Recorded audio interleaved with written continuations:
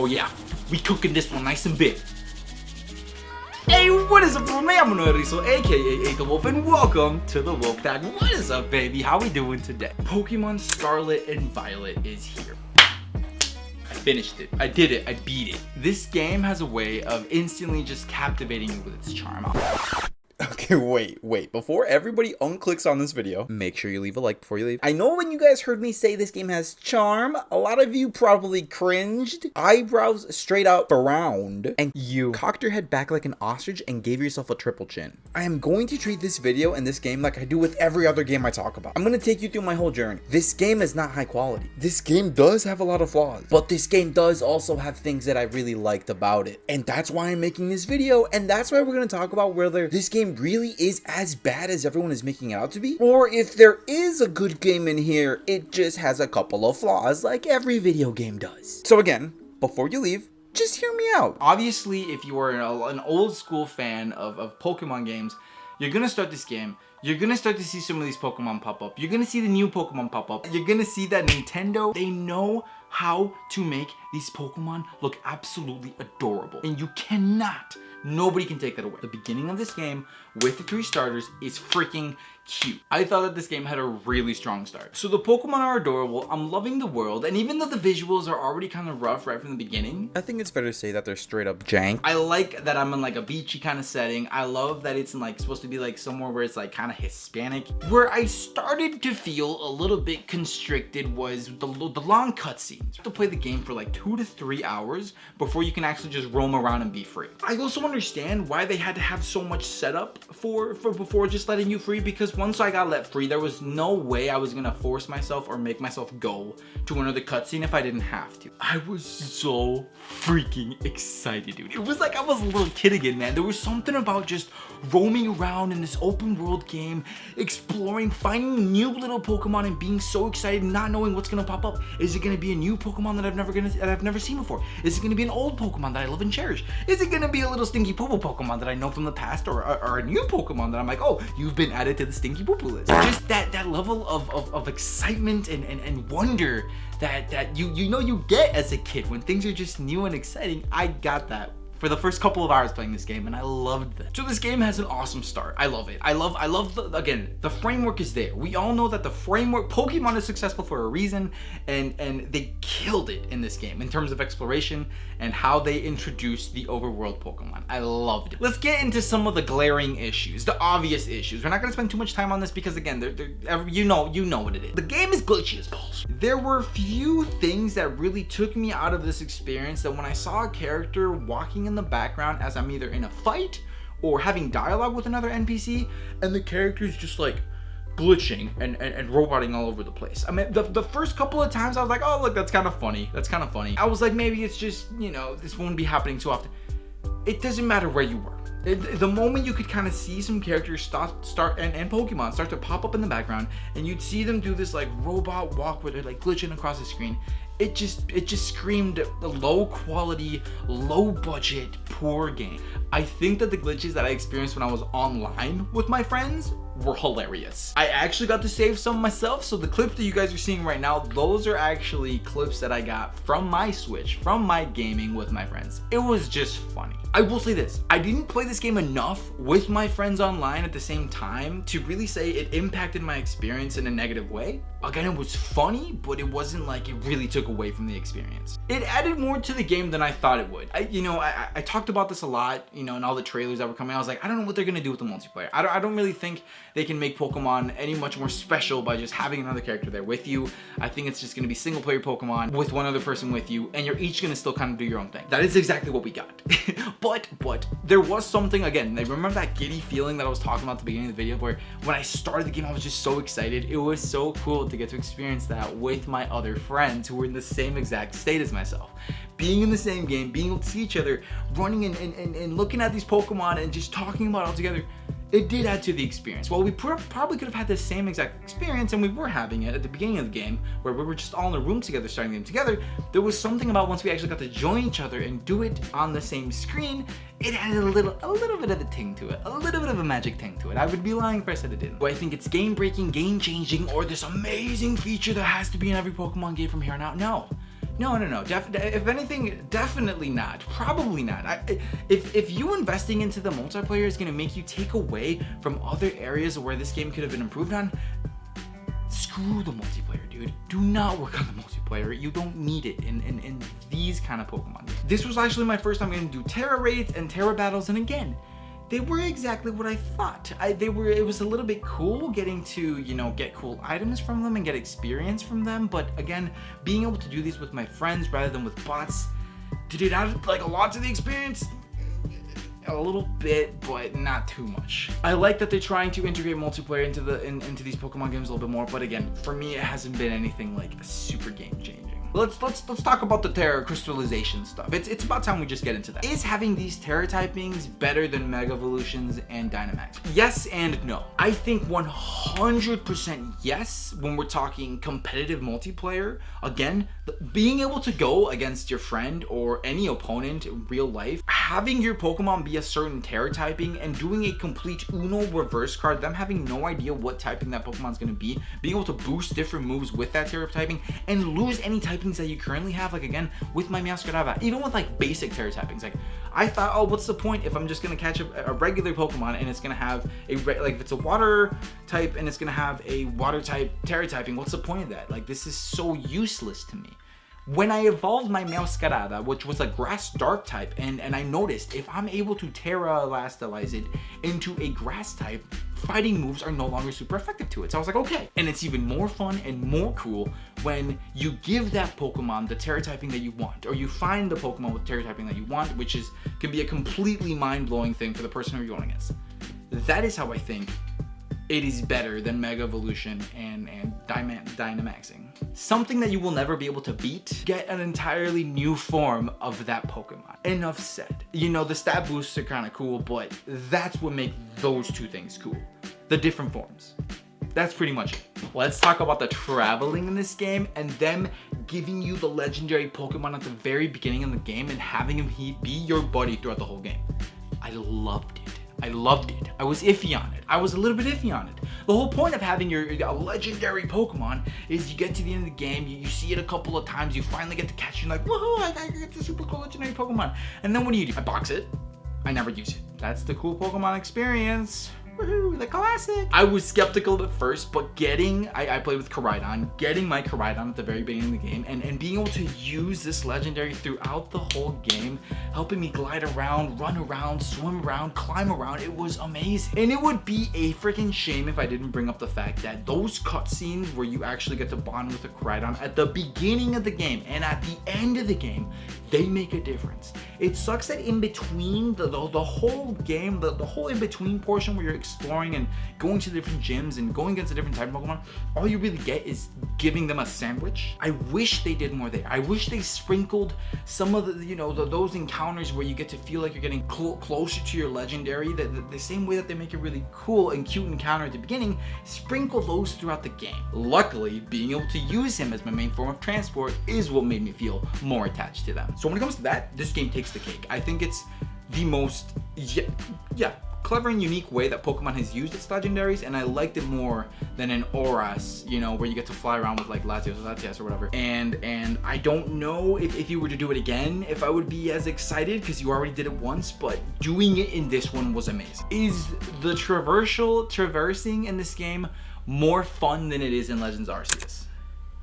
I'm gonna have to say no. I think you know it's smoother for me being able to swim, glide, climb, run, all within my same Pokemon. I think that was awesome. I think that's a huge improvement. But one thing that unfortunately Miraidon and Koraidon will never be able to beat is when you have that Braviary that you can fly around with in Legends Arceus, and all you have to do is press a button and you're up, you're going, you're exploring. It feels like the world is just endless, dude. You can go anywhere you want with no limits. And when I got Glide in this game, I was hoping that it would be something similar, but it's not fly.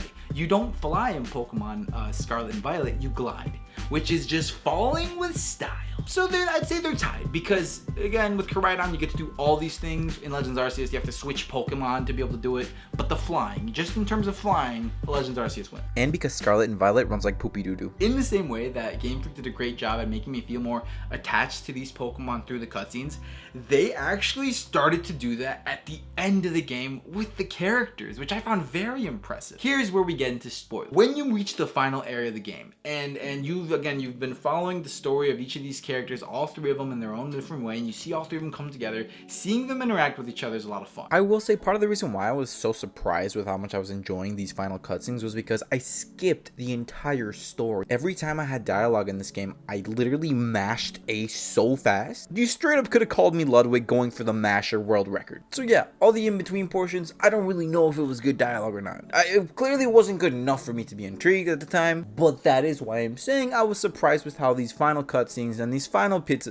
and pieces of dialogue captivated me in a way. Then there's this one cutscene in particular, right before you're about to jump into the crater and all three of your friends are on Koraidon, kind of like they grab you, you jump off, you're flying with all three of them. Like this is actually pretty cool. It was unexpectedly cool, you know, I wasn't expecting it to be as cool as it was, and I think they did a great job with that. And in the post game, there's that huge section where you're like exploring this new area, and you can't use Koraidon, so you're forced to kind of run through it. At first, I thought, yo, what a drag, but getting to see the new Pokemon in this area was kind of cool. But what was cooler was all the text that was going on underneath, seeing all these different main characters interact with each other and learn more about each other. It was, I got huge anime vibes. If you're into anime, maybe you thought some of this dialogue was cute. Now, this is where things take a massive twist and a massive turn. The moment that you find out, last chance for those of you who don't want to get this big thing spoiled, leave, that your professor, whether it is Professor Turo or Professor Sada, who is the parent of one of the friends that you're going with, is not even real, but they're a robot. And they're a robot instilled with the memories of the person who was once living, who died to sacrifice himself for research. Again, this is where like your relationship with your legendaries really shine. You're all out there to like take out the professor, and then the professor is like this weird, glitchy, creepy robot, which again, for a Pokemon game, this thing was creepy and cool, dude. It was such an epic battle. The way that the text is all glitched and distorted, and the eyes, dude, it's just, and all the Pokemon that they used were like the special Pokemon, like, that was such a cool battle, dude. Such a big highlight. Again, the best way that I put it is, the ending to this game went so hard when it didn't have to. It went so hard.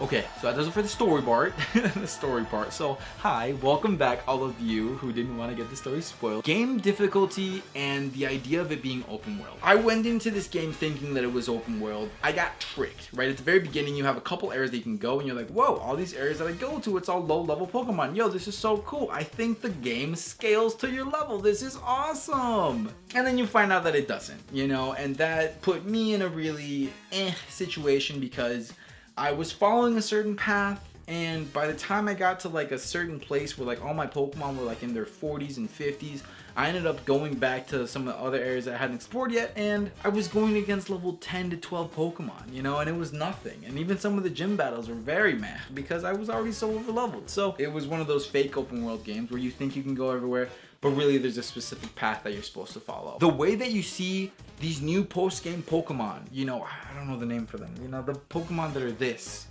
So like the new Salamence, the new Jigglypuff. I did not like that those Pokemon you couldn't get until the very end of the game. Very cool, because the way that they integrated it with the story was amazing. And it only would make sense for them to do it at the very end in the way that they did it. So I get that. Do I wish I could have used the Pokemon sooner in the game? Yes, 100%. So again, I'm a little bit mixed on here, but it's okay. What they did was good. Oh, dude, they also took a huge... This one I was pretty disappointed in. Downgraded the move animations once again. Legends Arceus did it just fine. I mean, yeah, you have, you know, I think you probably had more moves in this game, double the amount of Pokemon than in Legends Arceus, but that was really disappointing to see. After going from a game like Arceus, where a lot of these moves looked just so cool and so unique and so different, back to seeing a Pokemon shaky, and then seeing like something happen on the other end, you know, it was very disappointing, but some moves still looked really cool, made it work. Okay, I will say this, the music in this game is amazing. I loved it. I loved the music in this game so much. The battle music, the boss music, the theme, the